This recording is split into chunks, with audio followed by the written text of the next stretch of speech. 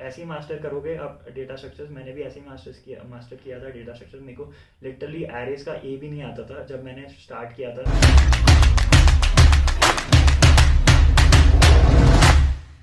Hi guys, this is Shansh Goel and welcome to my YouTube channel. So currently I'm working as a software engineer at Techion.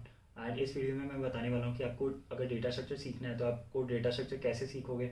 आप data structure आप अगर master करना चाहते हो तो आप कैसे मास्टर कर सकते हो, क्या प्रोसेस होता है। तो चलिए शुरू करते हैं। तो मैं आपको एक एग्जांपल से समझाना चाहता हूँ कि डेटा स्ट्रक्चर हमें सीखना क्यों है। डेटा स्ट्रक्चर हम एक्चुअली रियल लाइफ में हम बहुत बार अप्लाई करते हैं एंड आपको पता नहीं होता कि हम डेटा स्ट्रक्चर यूज़ कर रहे हैं। तो एक छोटा सा एग्जांपल देना चाहता हूँ। आप लोग ने कभी ना कभी डिक्शनरी यूज़ किया होगा।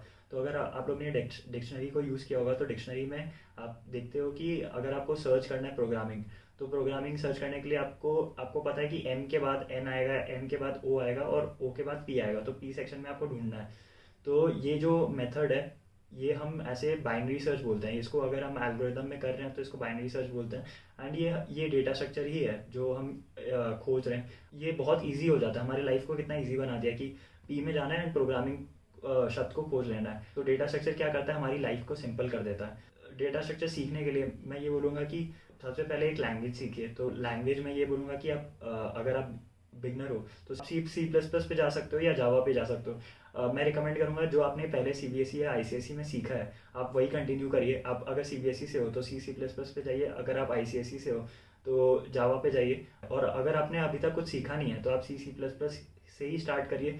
पाइथन मैं रिकमेंड नहीं करूँगा क्योंकि पाइथन जो होता है वो प्रॉब्लम सॉल्विंग या डेटा स्ट्रक्चर्स के लिए नहीं होता है, क्योंकि उसमें काफ़ी सारी लाइब्रेरीज होती है तो बहुत इजीली हो जाता है एंड वो कोडिंग इंटरव्यूज़ में एक्सेप्ट नहीं होता है। तो आपको यही बोलूँगा कि एक स्क्रैच से आप कोई एक लैंग्वेज पकड़ लीजिए एंड वो लैंग्वेज पकड़ के आप वो लैंग्वेज पे ही आप उसको मास्टर करिए। लाइक कोडिंग में हमें इतनी प्रॉब्लम क्यों आती है, क्योंकि आज के वक्त इतने सारे यूट्यूब चैनल्स है, इतने सब सब बोल रहे हैं कि अच्छा ये करोगे तो आपको कोडिंग ऐसे सीखने मिलेगा, आप ये करोगे ऐसे सीखने मिलेगा।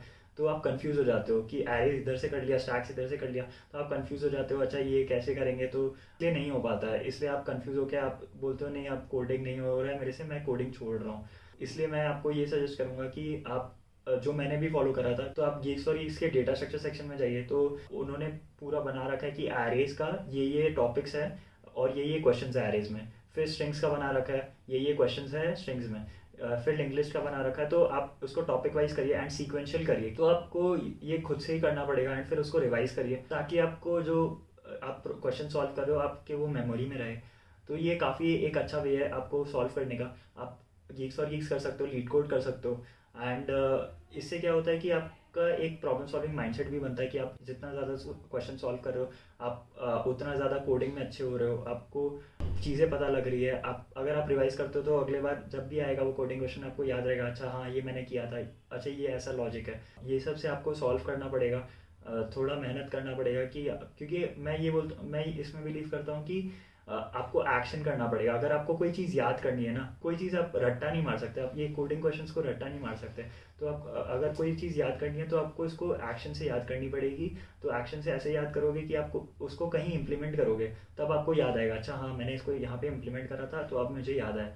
तो ऐसे ही मास्टर करोगे आप डेटा स्ट्रक्चर्स। मैंने भी ऐसे ही मास्टर किया था डेटा स्ट्रक्चर। मेरे को लिटरली एरेज का ए भी नहीं आता था जब मैंने स्टार्ट किया था। तो मैंने 11 12 में सी बी एस ई में सी प्लस प्लस लिया था and C B S E में सी प्लस प्लस में मैंने कुछ उतना पढ़ाई नहीं करा। मेरे को उस टाइम कोडिंग समझ में भी नहीं आती थी एंड फिर मैंने अभी जब कोडिंग कर रहा था मैं, तो मैं जब कॉलेज में गया था फिर मैं उधर जाके कोडिंग थोड़ा बहुत सीखा कि अच्छा ये कोडिंग होता है, ये करते हैं, ऐसे ऐसे करते हैं। जब मैंने खुद से प्रैक्टिस करा, प्रैक्टिस बाय डूइंग किया मैंने, तभी मैं सीखा कि अच्छा ऐसे करते हैं। तो जब तक आप इम्प्लीमेंट नहीं करोगे आपको नहीं समझ में आएगा। आप देख भी लोगे ना प्रॉब्लम को आप वो भूल जाओगे। तो आपको इम्प्लीमेंट करना बहुत ज़रूरी है, प्रैक्टिस करना बहुत ज़रूरी है। ऐसा नहीं बोल रहा हूँ कि 1000 क्वेश्चन आपको लगाना पड़ेगा। आप अगर 150 क्वेश्चन भी लगाते हो तब आपका हो जाएगा आराम से प्लेसमेंट और आप मास्टर कर जाओगे डेटा स्ट्रक्चर्स। डेटा स्ट्रक्चर्स बहुत ज़्यादा इंपॉर्टेंट है मास्टर करने के लिए। आप सबसे पहले डेटा स्ट्रक्चर्स करिए फिर एल्गोरिथम्स पे जाइए एंड ये स्ट्रैटेजीज हैं जो मैंने फॉलो करी थी मास्टर करने के लिए डेटा स्ट्रक्चर्स।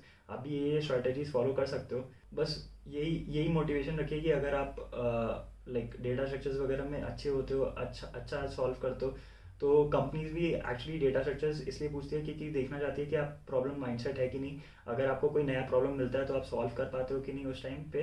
तो ये कंपनीज वगैरह देखती है। तो इसलिए मैं चाहता हूँ कि आप डेटा स्ट्रक्चर्स में काफ़ी अच्छा हो और आप ये सब चीज़ फॉलो करो। तो बस आज के लिए इतना ही था। मैं ये बोलूँगा कि डेटा स्ट्रक्चर्स करने का काफ़ी सारे रीजंस हो सकते हैं कि आपको एक अच्छा जॉब चाहिए, आपको अच्छा रिस्पेक्ट चाहिए कम्युनिटी में, आपको अच्छे पैसे चाहिए। तो मतलब ये सब चीज़ के लिए आपको थोड़ा मेहनत करना पड़ेगा। और आप अगर 3-4 महीने मेहनत करोगे, खुद में कॉन्फिडेंस आने लग जाएगा, और एक बार अगर कॉन्फिडेंस आ जाएगा तो आप कोई भी इंटरव्यू वगैरह क्रैक कर सकते हो। तो बस यही था। बस यही सब मुझे बताना था आज की वीडियो में कि आपको ये सब चीज़ फॉलो करनी चाहिए, और अगर आप ये सब चीज़ फॉलो करोगे तो आपका एक अच्छा जॉब लगना गारंटीड है।